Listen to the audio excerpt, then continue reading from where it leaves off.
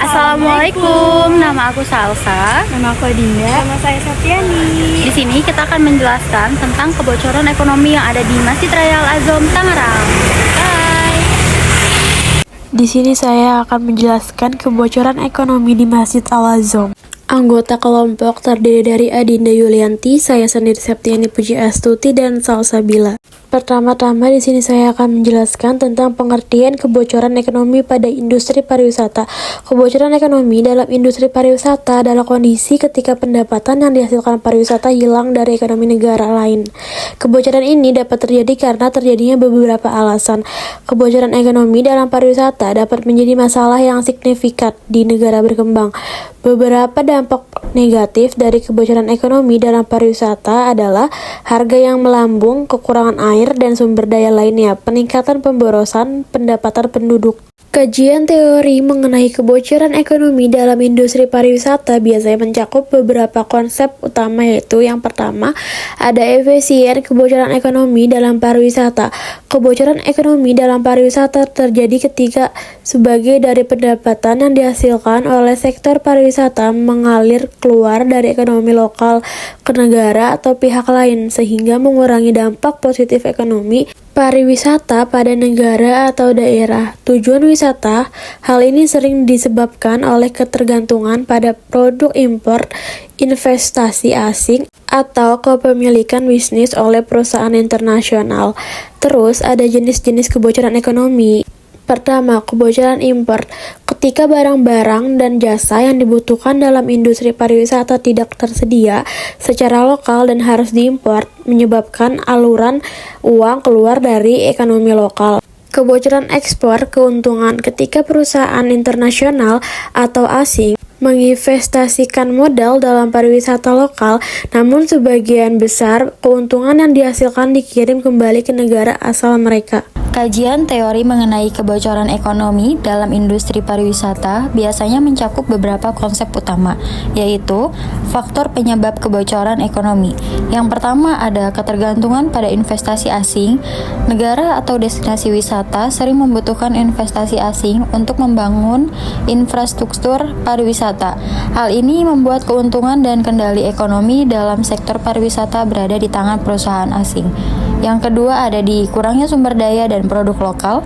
Ketika destinasi wisata tidak memiliki kapasitas untuk memenuhi kebutuhan wisatawan, seperti bahan makanan, barang konsumsi, atau teknologi, maka terpaksa melakukan impor yang menyebabkan kebocoran ekonomi. Selanjutnya ada dampak kebocoran ekonomi pada perekonomian lokal. Yang pertama ada di pembatasan manfaat ekonomi. Karena sebagian besar pendapatan mengalir ke luar negeri, manfaat ekonomi bagi masyarakat setempat menjadi terbatas. Yang kedua, ketergantungan pada pasar global. Kebocoran ekonomi menyebabkan ketergantungan pada pasar asing yang dapat membuat perekonomian lokal lebih rentan terhadap fluktuasi pasar global.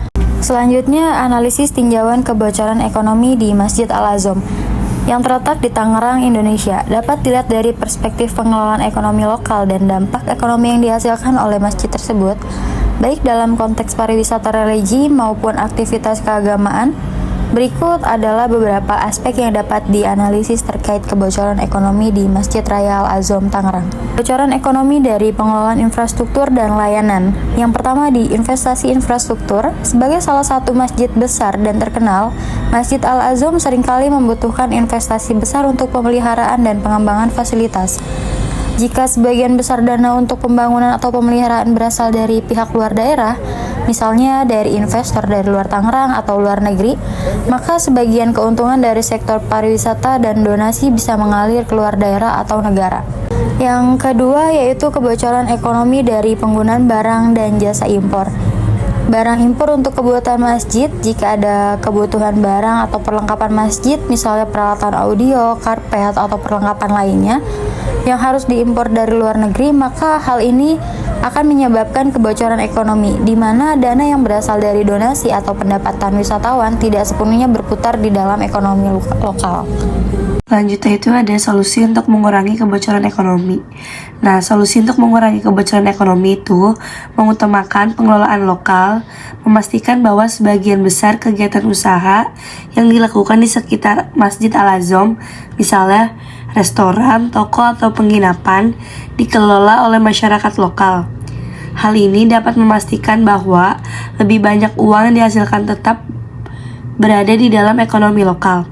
Yang kedua, mendorong penggunaan produk lokal dan memastikan bahwa barang-barang yang digunakan untuk kebutuhan masjid seperti pelengkap ibadah, souvenir, dan barang-barang lainnya diproduksi atau disuplai oleh produsen lokal. Ini akan mengurangi ketergantungan pada impor dan mengurangi kebocoran ekonomi. Jadi, kesimpulannya, kebocoran ekonomi di Masjid Al-Azham meskipun tidak selalu langsung terlihat, dapat terjadi melalui ketergantungan pada pihak luar daerah atau negara dalam pengelolaan infrastruktur, barang, jasa, dan kegiatan wisata religi. Untuk meminimalkan kebocoran ekonomi, penting untuk memastikan bahwa keuntungan yang dihasilkan oleh sektor pariwisata religi dapat kembali mengalir ke ekonomi lokal dengan melibatkan masyarakat setempat dalam pengelolaan dan memanfaatkan sumber daya lokal. Dengan demikian, Masjid Al-Azham tidak hanya menjadi pusat ibadah tetapi juga dapat mendukung perekonomian lokal secara lebih berkelanjutan. Dan terakhir, di sini ada dokumentasi di Masjid Al-Azham. Sekian, terima kasih.